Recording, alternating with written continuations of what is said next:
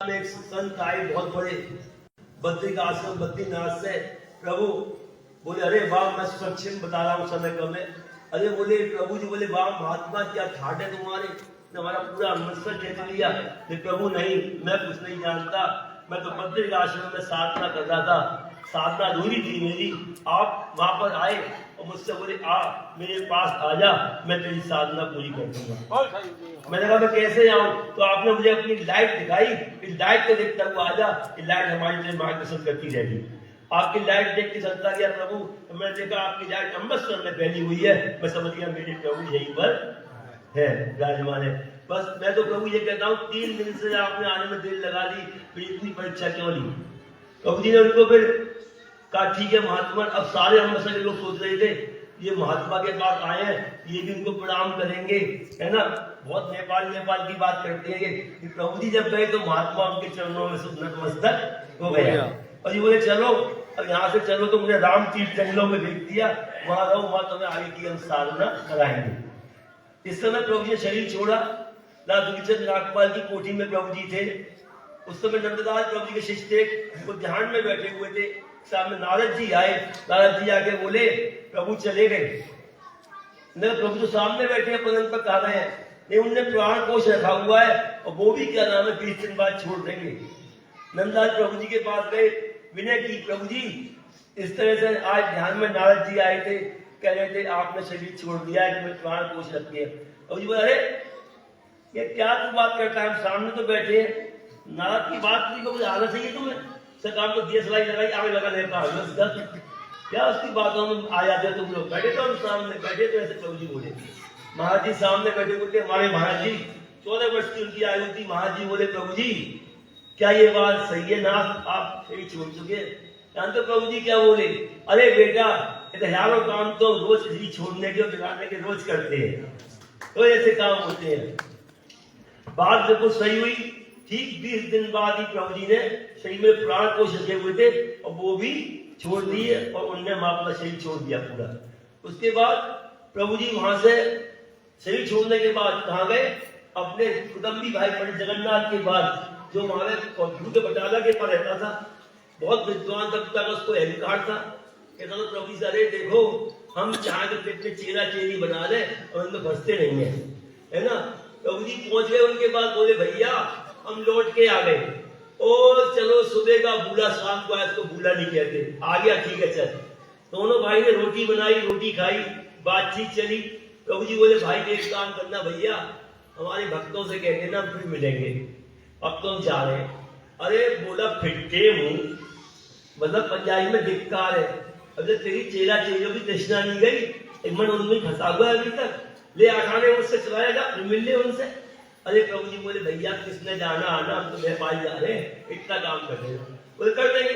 वो वहां पहुंचे, प्रभु जी का शरीर पाठ में बैठा हुआ था, उनने देखा और बोले जी महाराज तो आवाज लगाई, बुलगराज वो तुम्हारा गुरु मिला था, प्रभु रामलाल मिला था, कह रहा था हम फिर मिलेंगे।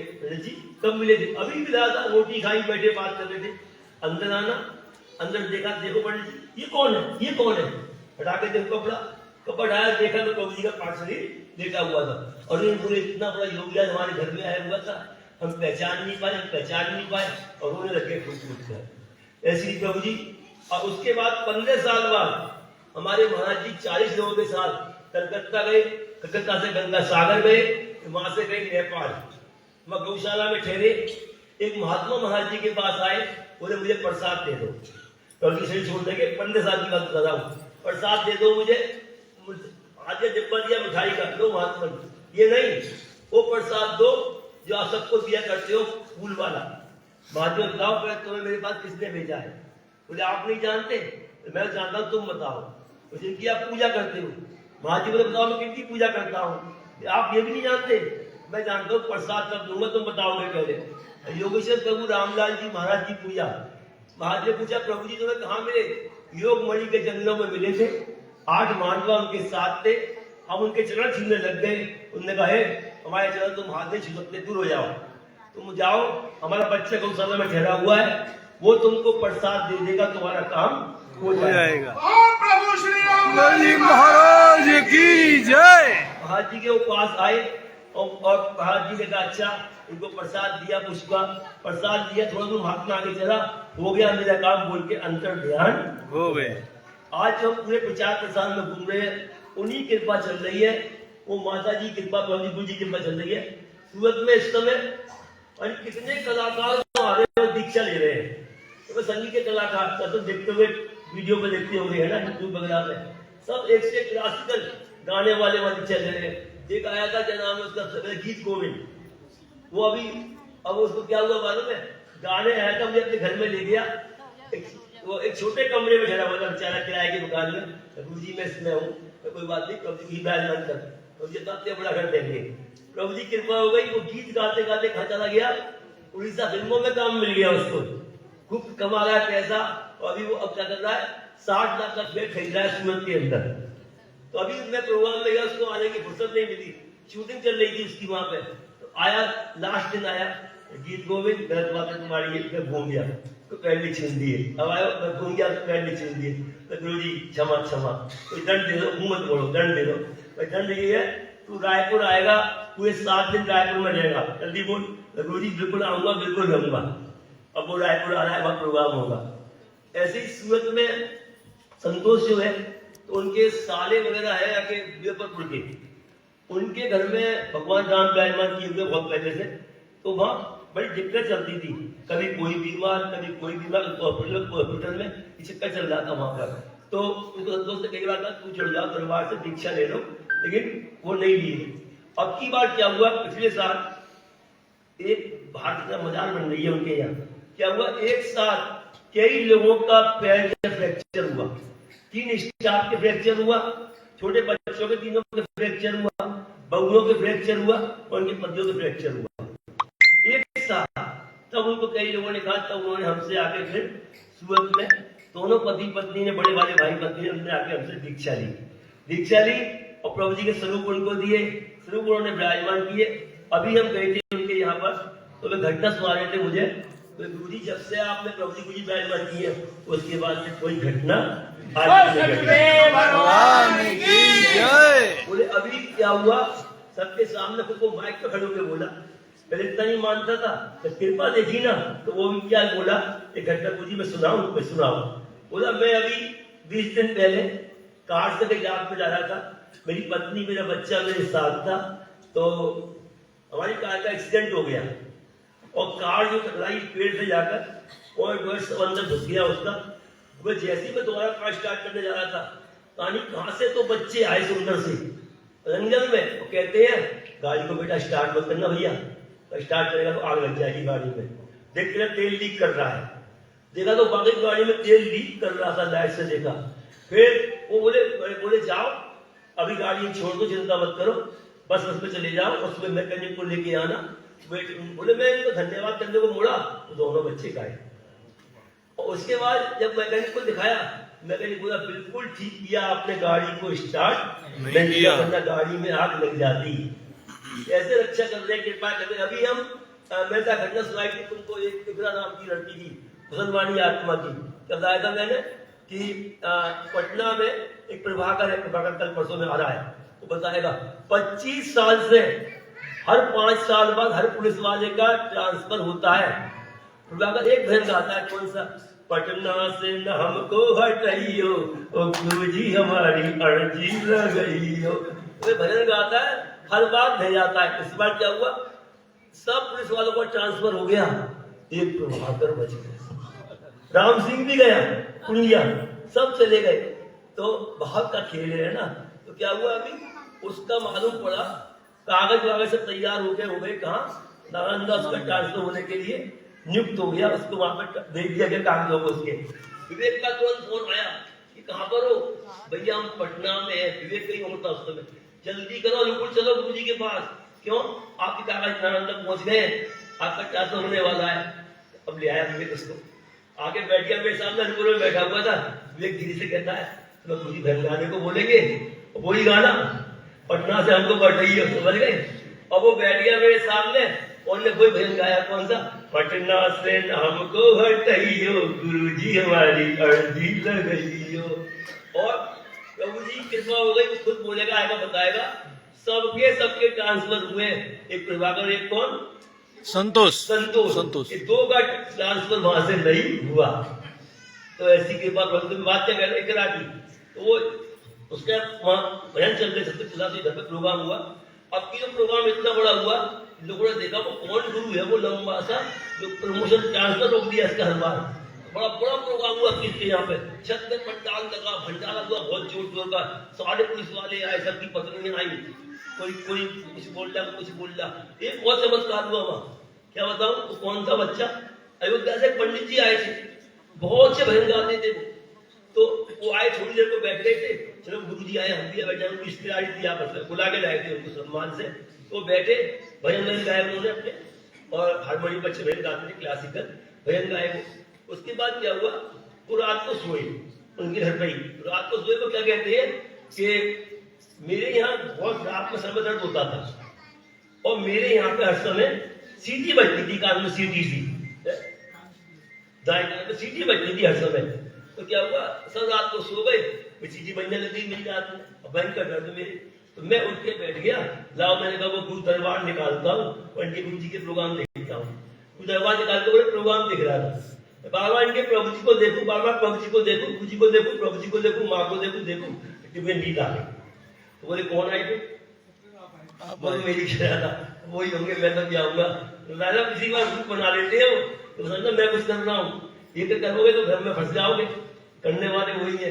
क्या हुआ, क्या देखता है कि मैं आया हूँ, मेरे हाथ में मोड़ छड़ी लगी हुई है पतली सी, और मैं मोड़ छड़ी लेके कह रहा हूँ ला बेटा सीटी ठीक कर दूं मैं आज, पीछे करके सर में हाथ फेर रहा हूँ। और सुबह वो भी आ रहा है यहाँ पे, कुछ सुनाएगा, सुबह सो के उठा वो, उसकी सीटी वीटी सब का है।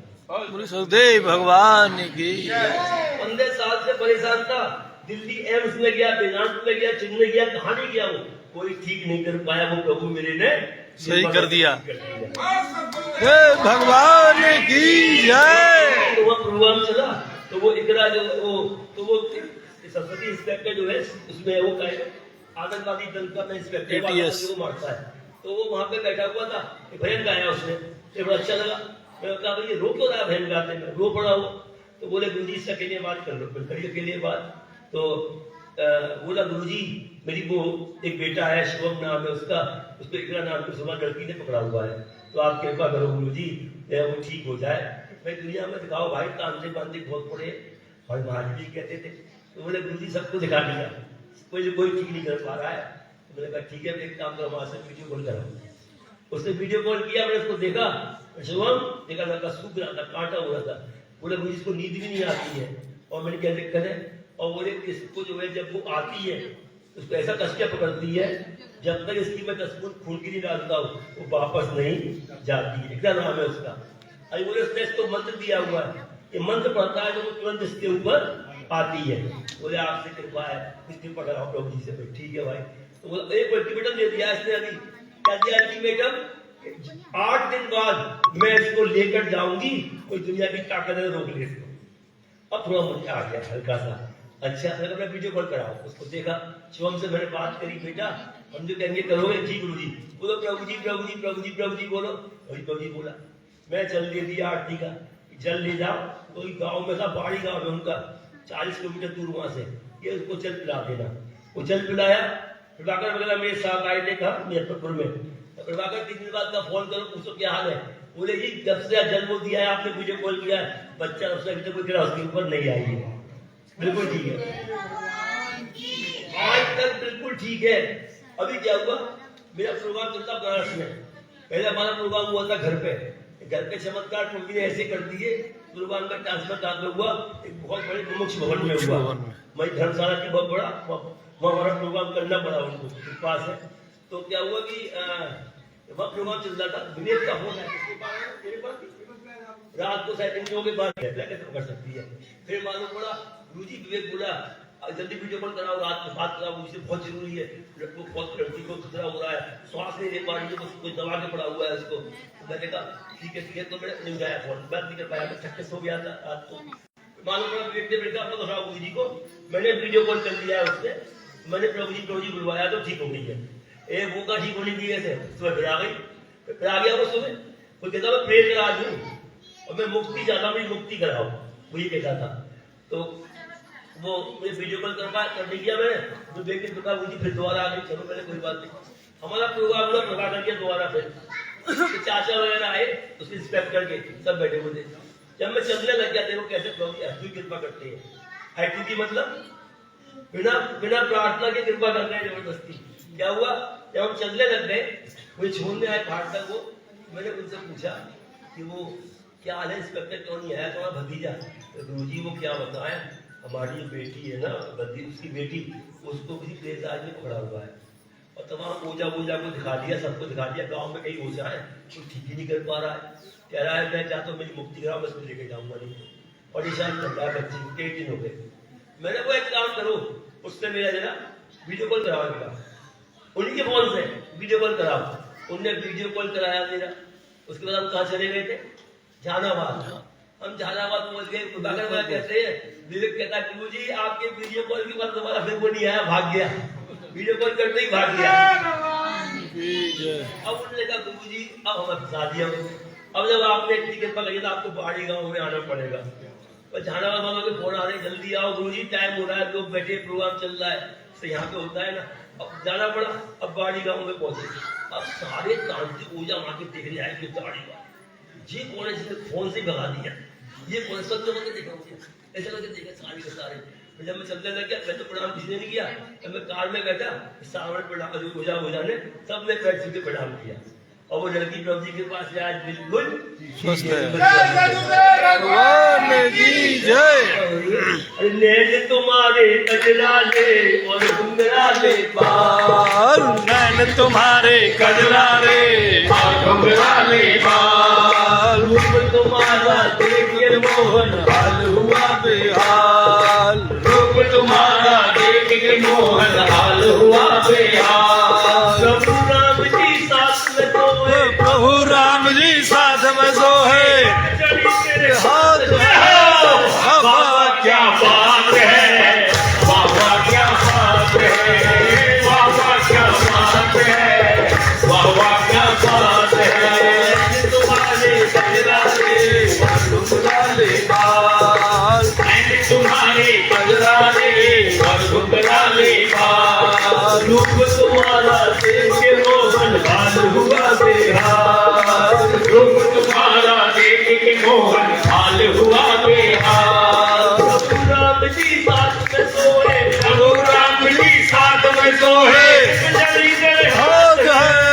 बाबा क्या बात है, बाबा क्या बात है, बाबा क्या बात है, बाबा क्या बात है। तुम्हारा देख के मोहन चांद सितारे, रूप तुम्हारा देख के मोहन चांद सितारे शर्माए। प्रभु से मिलने देखो सभी देवता है आए, अरे प्रभु जी से मिलने देखो सभी देवता है आए। भोले बाबा डमरू बजाते, भोले बाबा डमरू बजाते, भोले बाबा डमरू बजाते, भोले बाबा डमरू बजाते। विष्णु साथ क्या बात है, बाबा क्या बात है, बाबा क्या बात है, बाबा क्या बात है। तुम्हारे गजरारे और घुंघराले बाल, नैन तुम्हारे कजरारे और घुंघराले बाल, रूप तुम्हारा देख के मोहन हाल हुआ बेहाल, रूप तुम्हारा देख के मोहन हाल हुआ बेहाल। प्रभु राम जी साथ में सोए, प्रभु राम जी साथ में सोए, बाबा क्या बात है, बाबा क्या बात है, बाबा क्या बात है, बाबा क्या बात है।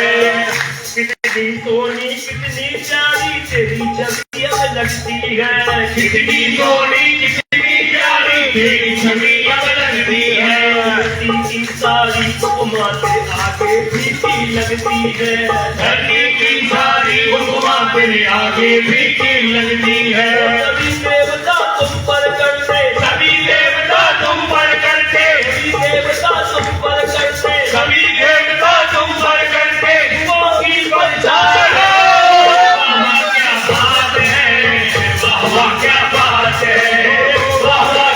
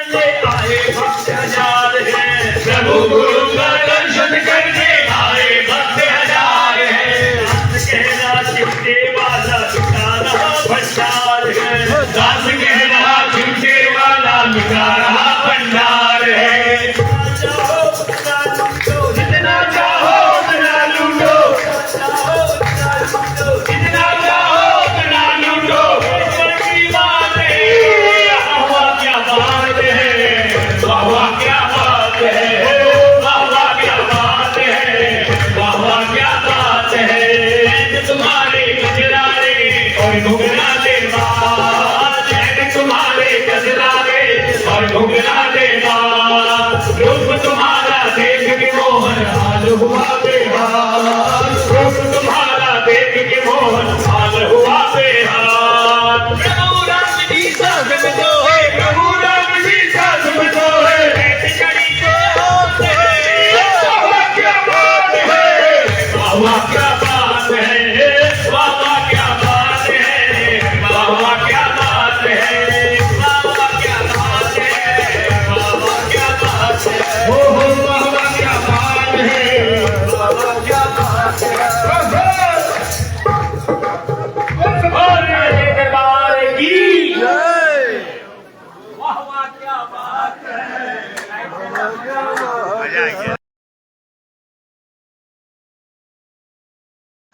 विकारों का करती खात्मा, बस यही तो है साधना।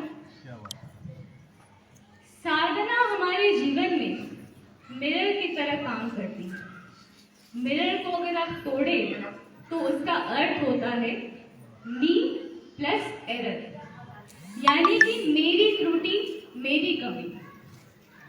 जब हम साधना में एकाग्र मन से बैठते हैं तो साधना हमसे हमारे मन में जो भी विचार चल रहा होता है उससे अवगत कराती है, और यही नहीं फिर उन विचारों को नष्ट भी करती है। साधक और साधना का रिश्ता बहुत गहरा है, बहुत पुराना है, लेकिन वही मन और साधना की शत्रुता भी उतनी ही गहरी है, उतनी ही पुरानी है। तभी तो जो साधना हमारे आत्मा को प्रसन्न करती है, वही साधना हमारे मन को यातना लगती है। वही साधना मन को करना मुश्किल लगता है। और जाहिर सी बात है, जब कोई कार्य मन को करना मुश्किल लगे तो मन उसे ना करने के 100 बहाने बनाता है। तो आप भी अगर जानना चाहते हैं कि मन वो कौन कौन से बहाने बनाता है साधना नहीं करने के लिए, तो आइए सबसे आगे से समझते हैं। हमारे गुरु दरबार में बच्चों से लेके बड़े तक को दीक्षा दी जाती है। बच्चों से अगर आप पूछे कि वो साधना क्यों नहीं कर पाते, तो सभी का मन एक मिला जुला सा जवाब देता होगा कि अभी तो पढ़ने का समय, अगर अभी पढ़ाई में ध्यान नहीं दिया तो पूरा करियर खराब हो जाएगा, साधना करने के लिए टाइम नहीं है वहाँ। इसे एक एग्जाम्पल से समझते हैं। एक बार 2 सहेलियां, वो बिल्कुल नियमित रूप से साधना करती थी, भजन सत्संग में जाया करती थी। वो दोनों सहेलियां ने एक साथ कॉलेज में एडमिशन किया। पहली वाली सहेली ने साधना धीरे धीरे कम कर दी, यह सोचकर कि अगर वो पढ़ाई को ज्यादा ध्यान देगी तो उससे अच्छे नंबर आएंगे। वही दूसरी वाली सहेली वैसे ही नियमित रूप से साधना करती थी, भजन सत्संग में जाया करती थी। जब एग्जाम का समय आया तो पहली वाली सहेली ने बिल्कुल साधना छोड़ दी, ये कहकर कि अभी तो एग्जाम बहुत नजदीक है, मुझे और पढ़ना पड़ेगा।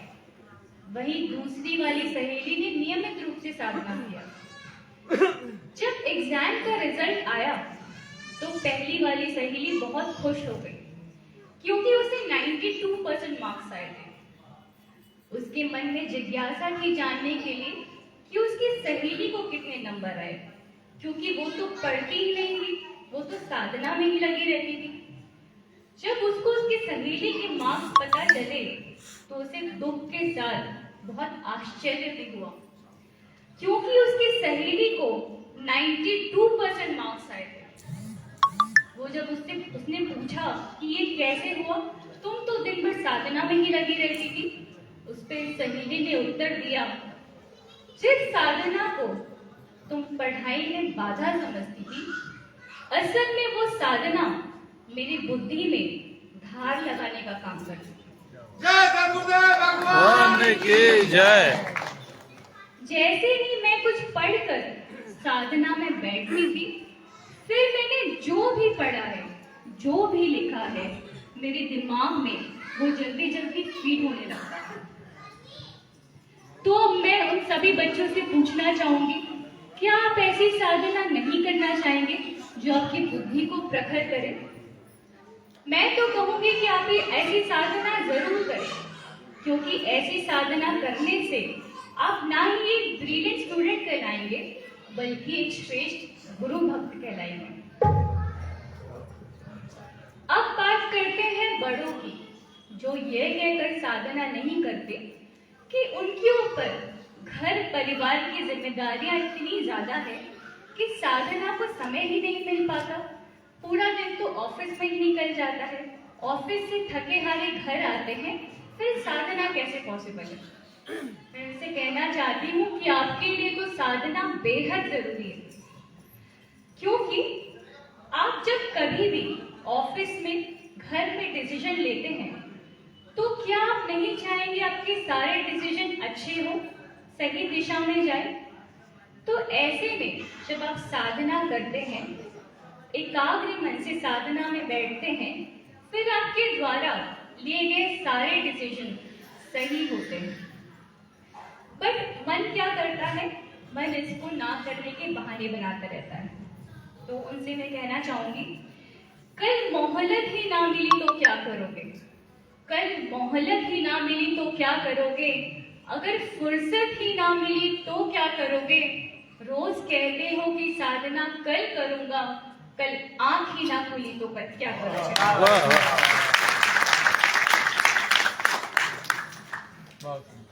अब बात करते हैं उनकी जो शारीरिक रोग के कारण साधना में नहीं बैठ पाते, या यूं समझ लीजिए कि उनका मन साधना में ना बैठने के बहाने बनाता है।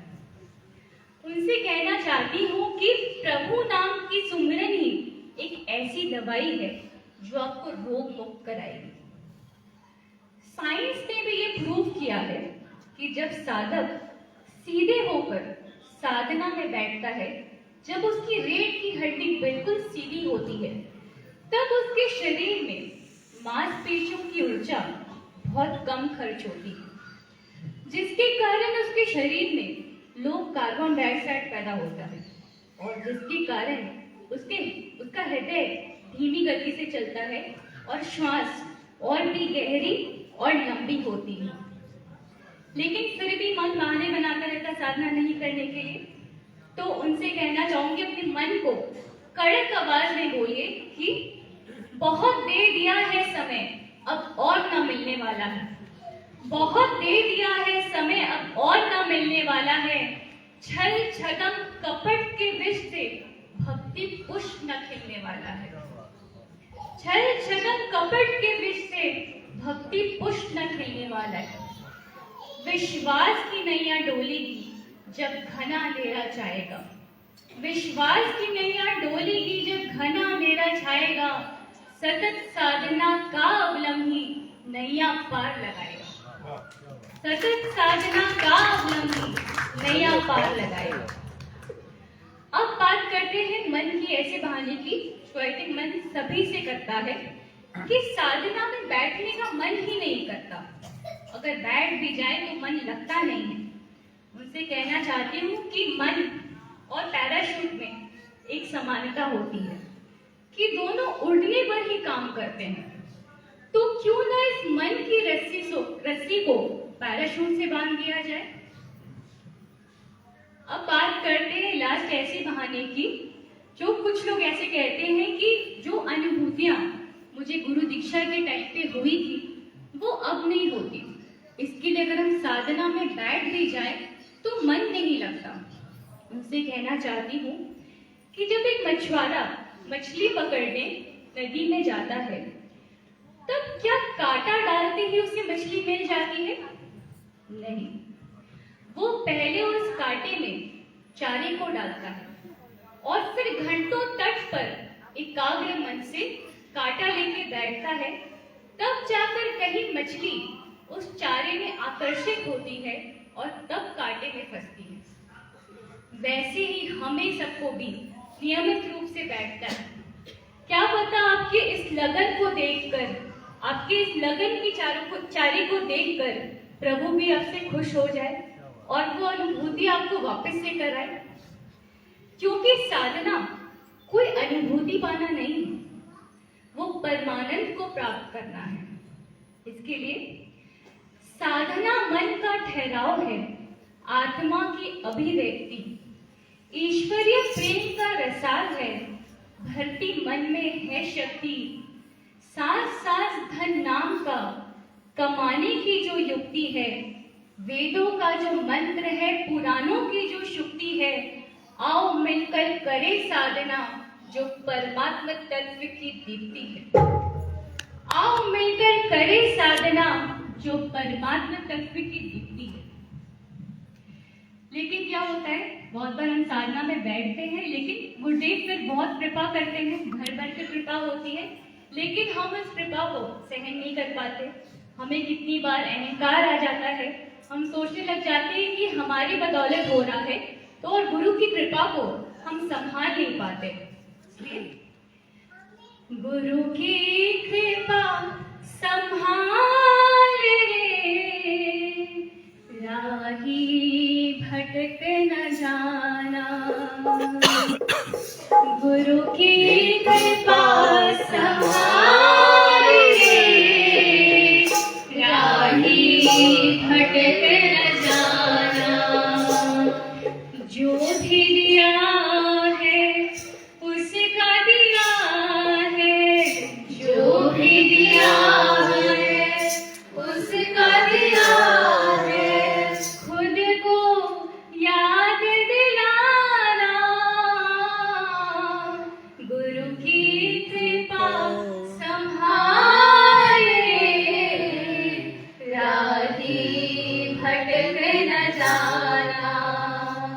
गुरु की कृपा संभाल रे, राही भटक न जाना। राहें बड़ी कठिन है राही, पल पल माया भरमाए। राहें बड़ी कठिन है राही, पल पल माया भरमाए। मनमानी ढंग से जो चलता, मदवाने ढंग से जो चलता, पग पग ठोकर खाए।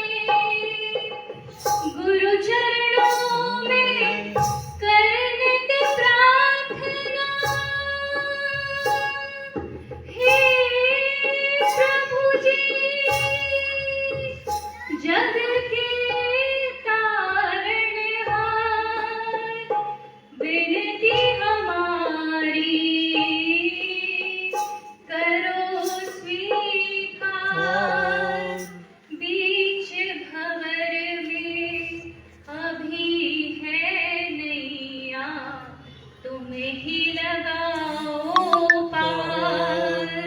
गुरु चरणों में कर नित प्रार्थना, चाहे जो मंजिल पाना। गुरु की कृपा संभाल रे, राही भटक न जाना। गुरु की कृपा संभाल रे, राही भटक न जाना। गुरु कृपा अनमोल धन है, जो नाय से संभाले। गुरु कृपा अनमोल धन है, जो नाय से संभाले।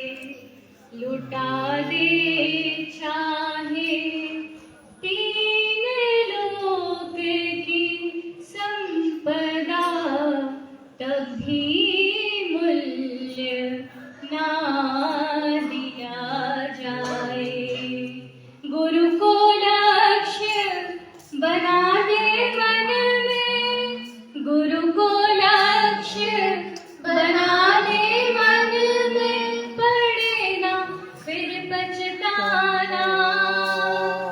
गुरु की कृपा संभाले, राही भटक न जाना। गुरु की कृपा संभाले, राही भटक न जाना। राही भटक न जाना। राही भटक न जाना। प्रेम से बोलिए श्री सद्गुरु